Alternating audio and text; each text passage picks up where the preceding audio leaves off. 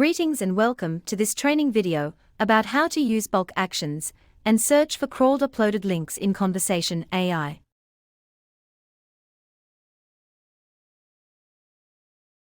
In this video, we are going to talk about how you can train your Conversation AI or update the already existing training. So first you want to hover over to settings in the bottom left, and then you're going to look for Conversation AI, and then you go to bot training at the top. Just as a reminder, here you can train your bot. You can insert an exact URL. You can tell the bot, okay, I want you to learn everything what's within this path, or everything what's within this particular URL. So let's take everything in this URL, hit get data, and in this example we have 149 links which the system took from that website. So click on see more over here. Now you can select in bulk all of these URLs at once if you wanted to, let's say, delete them if you took the wrong URL or anything like that, or if you wanted to refresh them if you had some updates on your blog or your website and you just want to refresh all of them, you can just hit that button. So now it shows you getting data instead of train, and now it's just refreshing the URLs in the back end and it holds the new data. Now you can see it stained that only a few seconds. If you wanted to individually delete just a few, so you can just manually select them here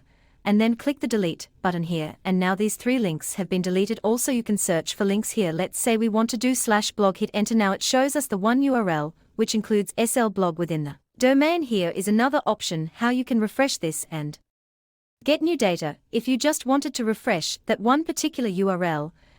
Thanks for listening to this video about how to use bulk actions and search for crawled uploaded links in Conversation AI. For more videos like this, or to make a request for additional training videos, please go to the main menu and add a comment, a ticket.